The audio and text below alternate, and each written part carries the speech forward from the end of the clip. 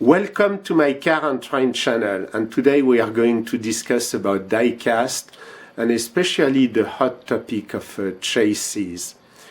And I'm going to start with a real life experience. I'm sure that you recognize those diecast. They are the Ferrari 308, very popular in the 80s. So back in the days, Ferrari was mostly doing coupe, like the pink one, and very little of the yellow, like the Spider, 90%, 10%. So the Spider had a huge value compared to the coupe. So then a lot of people, for the wrong reason, which is absolutely to make money, started to order massively the Spiders to a level that the production became 2/3 Spiders and 1/3 coupe cars. And guess what is happening nowadays? Nowadays a coupe has much more value than a Spider. Why? Because actually people were not really interested in the Spider. They just did that for the money, but not to the level of 2/3, 1/3.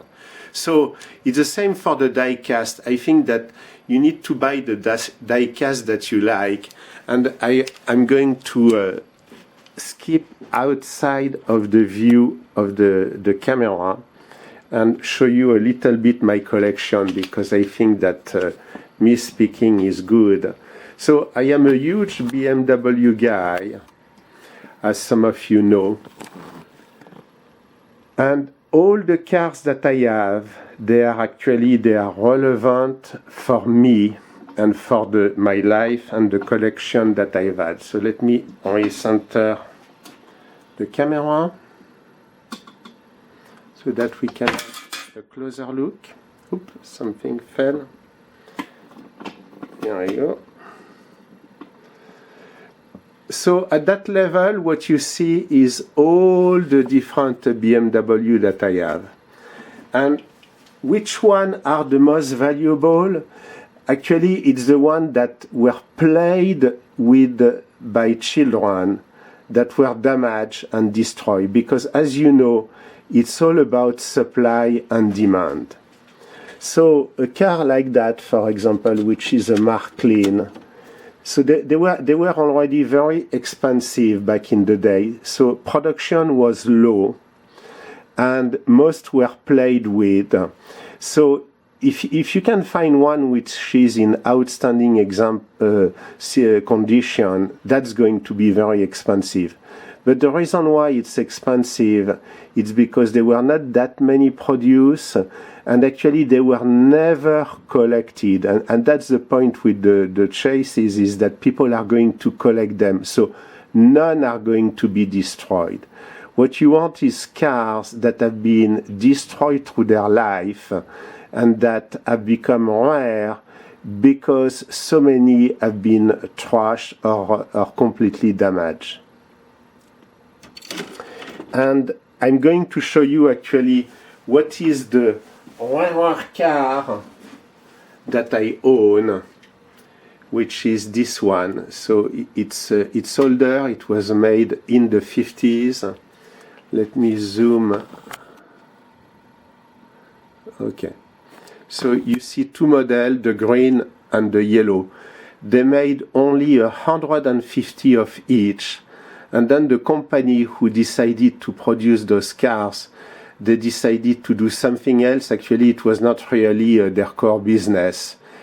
And it's made with very fragile metal that breaks very, very easily. They are cast. It's called Zamac, or equivalent of Zamac, a kind of lead, and they break very easily. So there are very little left. I own perhaps 10. I'm sure I am the largest collector in the world of those.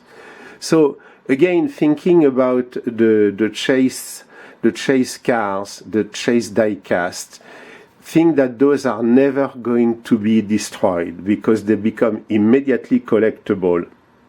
And I have noticed that everything which is collectible from the get-go actually doesn't hold a lot of value, because unfortunately too many are made and not enough are destroyed. So while we are here, and it's a little bit of a continuation of the video, but I want to show you some of the diecasts that I like and that I cherish. And the reason why is that most of them I have owned the real car. So I had a Mercedes SL, as you can see here. You can see some SL. I wish I could have had that BMW 507, the white one here. I used to work for Renault, so you can see some of the Renault 5. I used to have an old Desormeaux from the 1960s. And I think, yeah, I see that here. You can see the Porsche 911. Here is a good example. I remember when I had the Porsche 911, it was almost impossible to find a diecast. Go figure out why, but a diecast of 911, a good model has a good value, and that's a car interesting to have. And of course here that you can see a long-term chase of BMW 30 CSL. I used to own one, including some of the slot cars. Those were a special edition. So that's a little bit, there is a big difference between a special edition that was made, I've been told, for one of the BMW club in France, and something which is collectible from the get-go. Okay, so let's see again, and perhaps, enjoy again those very rare cars. And by the way, they are from the brand Le Zibray, which is, if you follow me, you know that I am the historian of Le Zibray.